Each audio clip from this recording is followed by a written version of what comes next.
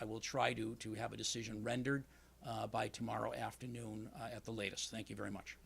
Thanks, Superintendent Ricci. Next up, I have Fire Chief Burkott, and Steve Burkott will talk about the provisions and actions they're taking in terms of their personnel, ambulance service, et cetera. Thank you, Mayor. Good afternoon. The fire department is implementing, putting on an additional ambulance in service tonight. We've been contacting the private ambulance companies in the area to see what their status is on putting additional ambulance rigs in service for this storm event. I would strongly suggest to the public that they check their smoke detector batteries and their CO detector batteries to ensure that these devices are operable. I strongly recommend that anybody that has gas appliances, that they ensure that the venting for those appliances are cleared of all snow to ensure that the CO buildup doesn't enter their homes. And we're also asking for the public's help in clearing of hydrants near their home. Thank you. Next would be Police Chief Bill Jebb. Chief, if you could talk about public safety from the police perspective. Certainly. Thank you, Mayor. Just want to mention a few things. In preparation for the storm, want to let you know that we obviously will have additional resources in place for emergency situations. So I have added additional manpower that will be out over the next 24 hours. In the event that there is a warm-in shelter open, that will be available for pickup and transportation of anybody who's stranded. And the number that you should call in the event you would need such transport would be 594-1700 or 592-6341. And then of course, if it's an emergency, always 911. One of the things that wasn't mentioned that I think is important, if we do lose power, prior to that, everyone ensure that their cell phones are fully charged so that you can have access to us in the event that you have an emergency. And I would just remind everybody that we will be out there in full force. We will be enforcing the governor's order not to be out on the roads, and we ask that you just stay in place and don't go out unless you absolutely necessarily have to. Be safe. Thank you. Also, I'd like to introduce now Council President George Moreau. We've had a full department head meeting this morning in terms of the precautions and actions that could and should be taken. And I want to thank Council President Moreau. As you know, as a council member, let alone as president, they field a number of calls from their constituents on a regular basis, and we felt it very important for George, representing the council, to be involved, to see what's going on and to understand the utilization of our resources, both personnel and ultimately financial, as we go forward. George, please. Thank you, Mayor. The City Council, through myself, has sat with the Mayor this morning and all of the department heads, and we can well assure you that there will be very good cooperation between all departments. We sat with the emergency management people, and the Mayor and I both have radios given to us so that anything that happens throughout the storm, we will be informed. So if we have to make any calls, we can make calls to any of the departments that need it. And whatever is taking place that we can take care of, we certainly will take care of it. I have to reiterate what most of them have been saying. Please, if you don't have to be on a road, don't be on a road. If you have a driveway, put your cars in a driveway. Let the Department of Public Works clear the streets as good as possible. And therefore, if they're done in a proper way, we won't have any calls afterwards. Thank you. Thanks, George. That would be our comments. If there's any questions that we'd have for a brief moment. Does anyone have any questions? Is there any thought about setting up like a Red Cross shelter or an emergency shelter anywhere? Well, we have our emergency management. We're going to be, with the cooperation of the school department, have one of our high schools available on an as necessary basis, and we'll have to see what happens. Which school is that? Chicopee High School will be utilized if necessary. What are you hearing from the governor's office right now and MEMA at this point?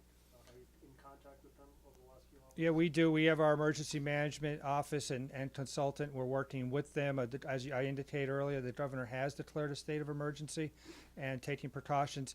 This is unfortunately a fluid situation. It depends on how severe the storm is. Clearly, the eastern part of the state looks like it'll be hit harder than us. but clearly 18 to 24 inches as it's projected right now is a major storm for us to deal with.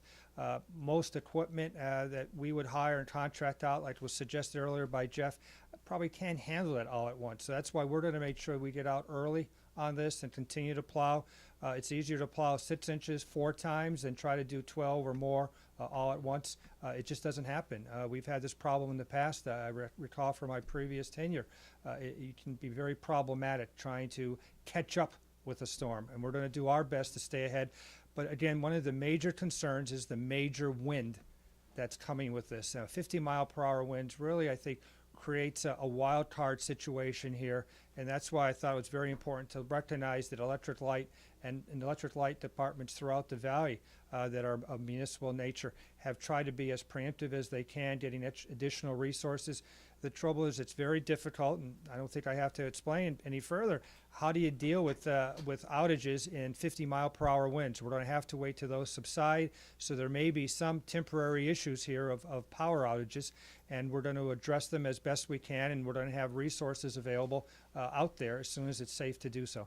Besides the parking ban here in Chicopee, what are you hearing from the Baker administration? Is there something similar to what Deval Patrick did last year when he imposed a statewide ban on all roads until crews were allowed to clear those roadways?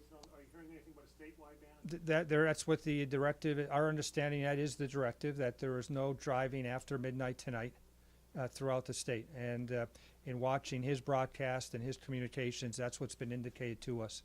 And that's why we're asking people to abide by that.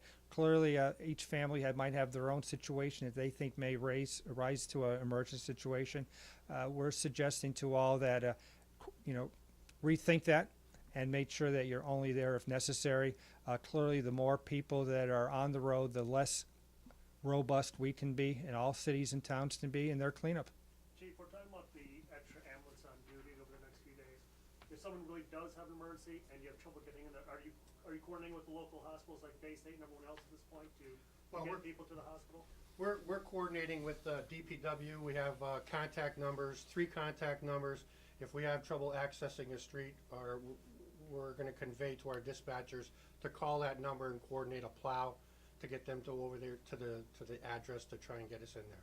We've all worked on that throughout the day today. Yeah, so unusual. I'm expecting a mother in the middle of the storm like this.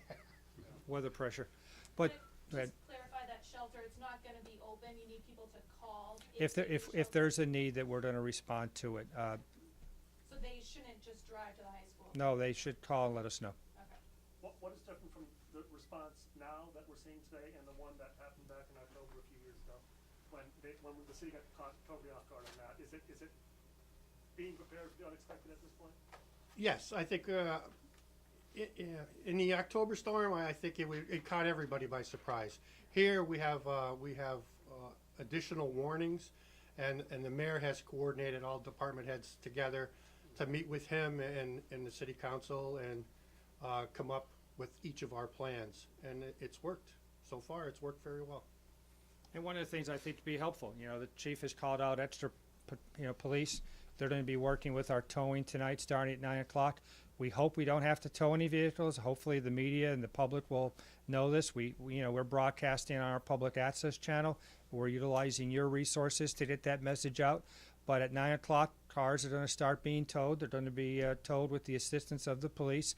All towing companies that are under contract for DPW are going to be utilized so that the entire city will be dealt with, not just one section at a time, but really we're going to be working in 3 sections, basically dividing the city in 3 parts, and all 3 sections will be addressed at 9 o'clock, anticipating the snow starting around then, and that way we'll be, again, trying to stay ahead of a storm which seems to be very severe, and all the indications are fast moving.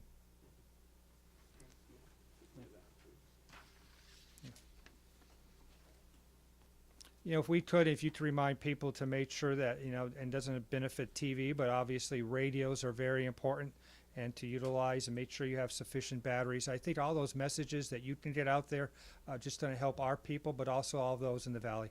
So thank you so much. Actually.